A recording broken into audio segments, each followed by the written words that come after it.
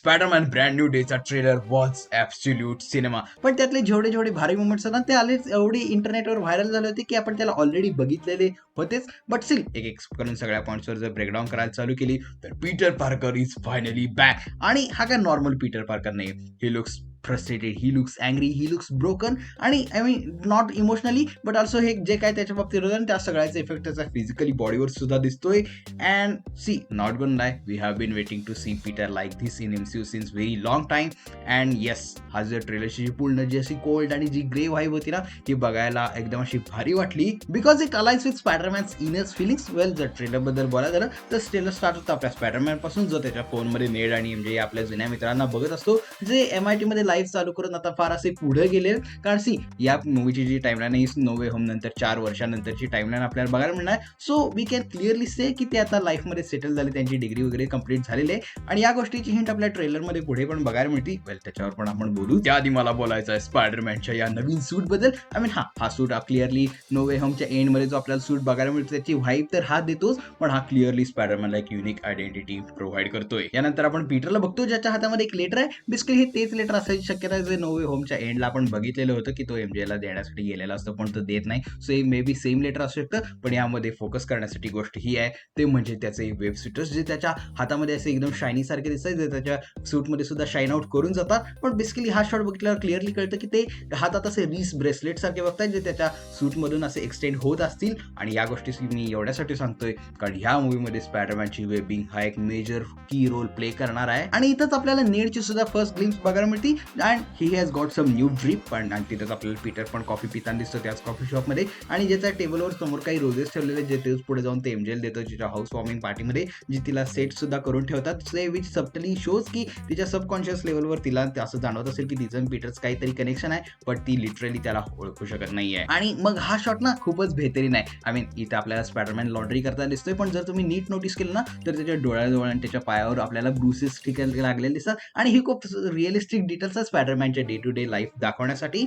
And it's really cool की स्पायडरमॅनच्या या नवीन अपार्टमेंटमध्ये मे बी पीटर सारख्यासाठी लागणाऱ्या मोठ्या मोठ्या गोष्टी नसतील, स्पायडरमॅनला लागणारे हायटेक गॅजेट्स आणि लॉन्ड्री या दोन गोष्टी तर कायमच असतात. आणि मग हा शॉट ना थोडाफार इंटरेस्टिंग आहे कारण यामध्ये आपल्याला काही काही सिरियस डिटेल्स दिसून येतात येणाऱ्या न्यू फेज बद्दल. वेल, इथं बोलायचं झालं तर स्पायडरमॅनला की दिली जाते जी मे बी स्पायडरमॅन 3चा एक रेफरन्स सुद्धा असू शकते. आणि ज्याच्यावरनं असं कळतं की पीटर पार्कर गेली 4 वर्ष फक्त आणि फक्त स्पायडरमॅन गेलीच केली. त्याने एवढ्या सगळ्या लोकांना मदत केली आहे, एवढ्या सगळ्या धोक्यांमधून लोकांना वाचवलेलं आहे की तो व्हिजिलंटीवरून एक सुपर हिरो म्हणून समोर आला. आणि लोक पण त्याला आता रेकग्नाइज करायला लागली, तिथले पॉलिटिशियन्स पण त्याला रेकग्नाइज करायला लागली.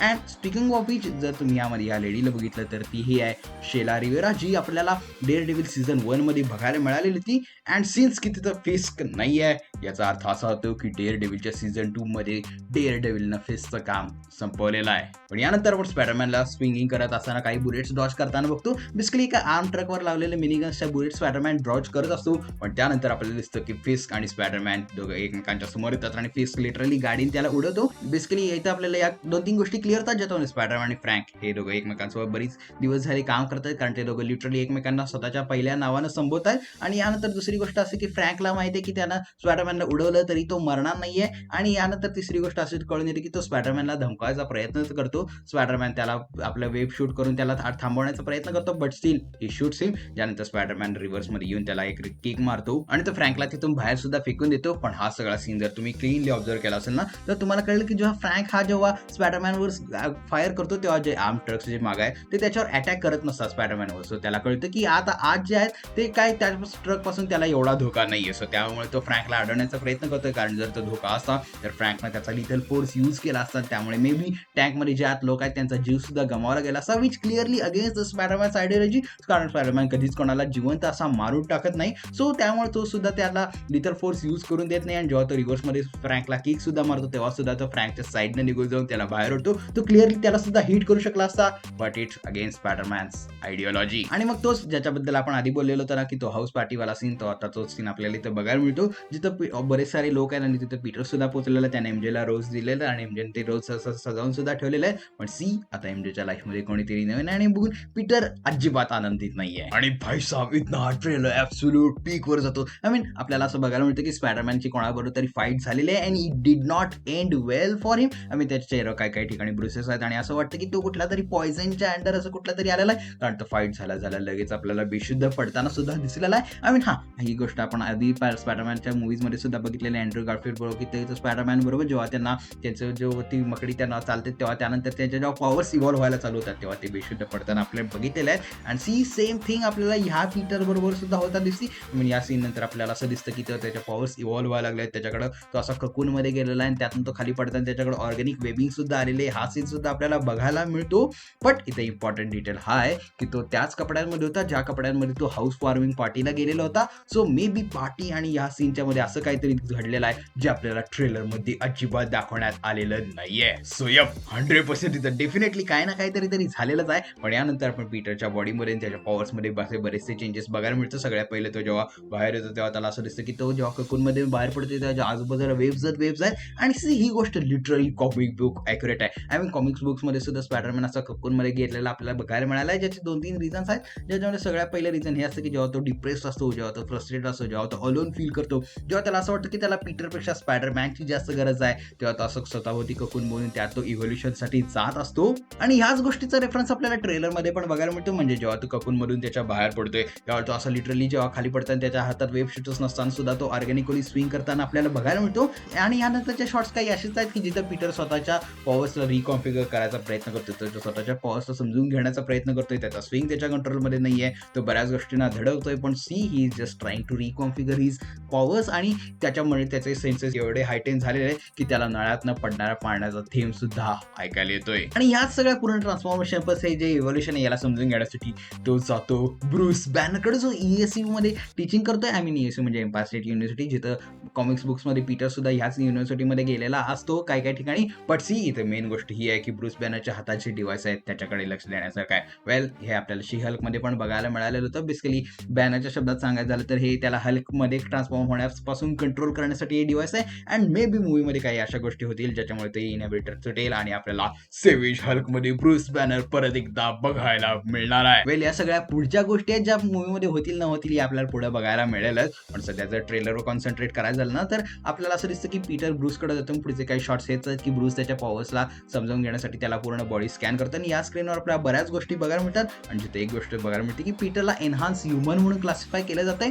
आणि म्युटंट म्हणून नाही, विच मेक्स टोटल सेन्स की कारण त्याला ज्या पॉवर्स मिळाल्या ते स्पायडर बाईटमुळे मिळाल्या, त्याच्यामध्ये तो एक्स जे नाही आहे ज्याच्यामुळे म्युटन्स किंवा एक्समॅनकडे असतो तो. आणि मग हा एक खूपच एक ब्युटिफुल सीन आपल्याला बघायला मिळतो जिथे पीटर त्याच्या आंटच्या ग्रेव्हवर फ्लॉवर्स ठेवताना आपल्याला दिसून येतो. आणि ऑफकोर्स तिथं ऑलरेडी काही फ्लॉवर्स आहेत जे मे बी पीटरनंच ठेवलेले असतील and it can be happy. But see 4 वर्ष झाली so he may be he has moved on. But see आपल्याला इथं पीटर त्याच्या आंटच्या ग्रेव्हवर फ्लॉवर्स ठेवताना दिसतो. आणि इथून पुढे हा ट्रेलर थोडा इंटरेस्टिंग बनायला चालू होतो. बेसिकली आपल्याला एक असं कॅरेक्टर दिसतं ज्याला एका काचेच्या खोलीमध्ये बांधून ठेवलेला आहे एका खुर्चीवर and it can be Sadie Sink's character, कारण ही मूवी तिचा कोर पार्ट जो आहे हा लपवून ठेवण्यात ऑलरेडी ट्रेलरमध्ये यशस्वी झालेली आहे. वेल जर सेडी सिंगच्या कॅरेक्टरबद्दल बोलायचं झालं तर हे जे कॅरेक्टर आहे ना हे आपल्याला पूर्णपणे या ट्रेलरमध्ये दाखवण्यात आलेलं नाहीये. आय मीन हे जे कॅरेक्टर आपल्याला इथं जे दिसतंय याने ग्रीन कपडे घातलेले आहेत. So may be it I mean लोक असं म्हणतात की हे जीन ग्रेचं कॅरेक्टर असेल आणि कॉमिक्समध्ये सुद्धा जीन ग्रे ग्रीन कलरचेच कपडे घालती आणि या कॅरेक्टरनं सुद्धा सध्या ग्रे कपडेच घातलेले आहे. पण सी जर पूर्ण ह्या सीनला बघितलं ना तर कळतं की ह्या कॅरेक्टरला कॅपॅटिव्हिटीमध्ये ठेवलेला आहे. आय मीन त्याचा जर बांधवी जिथं बांधून ठेवलं आहे त्याच्या आजूबाजूला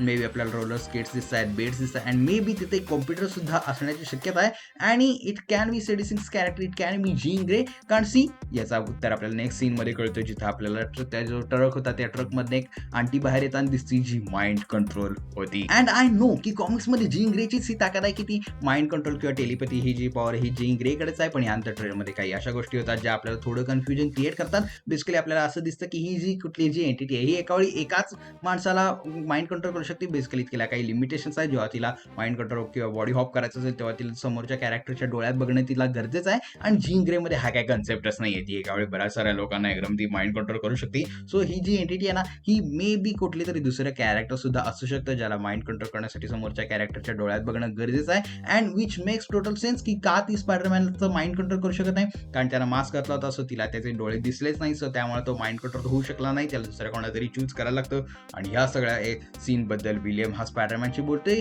की आपण अशा गोष्टीला कसं हरवणार जे आपल्याला कधी दिसतच नाही ती. आणि मग ह्याच कॅरेक्टरला आपण पुढच्या काही शॉर्ट्समध्ये पीटरच्या रूममध्ये सुद्धा आपल्याला हे कॅरेक्टर बघायला मिळतं आणि यानंतरच्या सीनमध्ये आपल्याला असं दिसतं की पीटरने एमजे हे दोघे जण छतावर आहेत. मे बी पीटरने एमजेला वाचवलेला असेल आणि हा ट्रेलर एंड होतो स्पायडरमॅनच्या काही ब्युटिफुल कव्हर्सचं रिक्रिएशन करण्यामध्ये, ज्याच्यामध्ये अमेझिंग फॅन्टसीवर आधारित होता. दुसरं जे कॉमिक्स आहे ते बुमरायसोबत फाईट करताना होतं, त्याचं कव्हर सारखंच आहे. आणि तिसरं जे होतं ते टॅरंटोला ह्या फाईट्सवर करताना दाखवलं आहे, जे सुद्धा एक comic book cover recreation at its peak. आणि ह्या ट्रेलरच्या एंडिंगला आपल्याला दाखवले जातात दी हँड. बेसिकली यांना आपण डेअरडेव्हिलच्या नेटफ्लिक्सच्या सिरीजमध्ये सुद्धा बघितलेलं असो, पण ह्याचे चान्सेस फार कमी आहेत की हे तेच लोक असतील. It can be connected, but तीच लोक असतील याची शक्यता फार कमीच आहे. सो बेसिकली जर कॉमिक बुक हिस्ट्रीबद्दल बोलायचं झालं तर हँड ही एक मार्वल कॉमिक्समध्ये एक्झिस्ट करणं याची एक निंजा असोसिएशन आहे. आणि यांचे असं तुम्ही म्हणू शकता की जेवढे मोठे काही सीन्स झालेत ना, याचं बॅकहँड सगळं ह्यांनीच ऑर्केस्ट्रेट केलेलं आहे. बेसिकली यांचं काम असं असतं की हे मृत लोकांना परत जीवन करतात त्यांचा अजेंडा सक्सेसफुल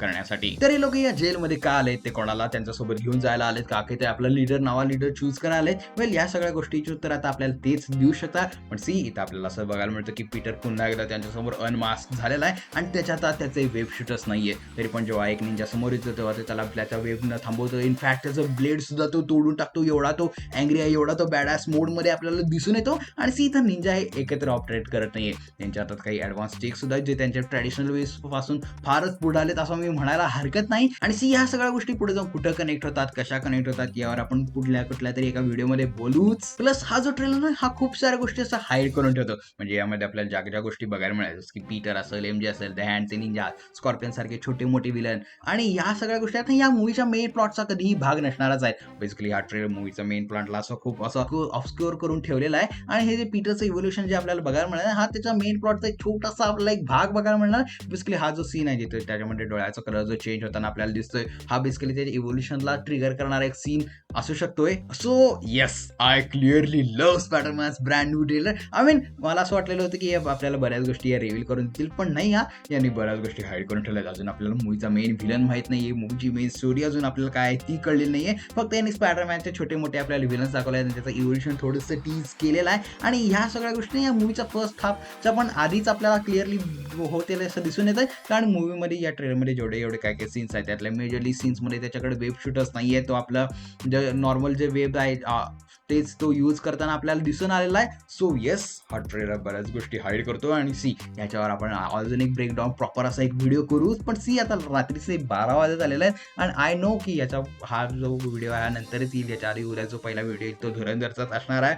सो याच्यावर आपण पुढे अजून बोलूच. पण सध्याच्या या व्हिडिओला इथंच रॅप अप करूया. जर तुम्हाला हा व्हिडिओ आवडला असेल तर या व्हिडिओला लाईक करा, आपल्या मित्रांसोबत शेअर करायला विसरू नका. आणि जर कुठेही चॅनलवर नवीन असाल तर चॅनलला सबस्क्राईब करून टाका. और वेल, मैं मिलता हूं आपको अगली वीडियो में, लेकिन तब तक के लिए देखते रहिए वाइल्ड वाइन SJTV.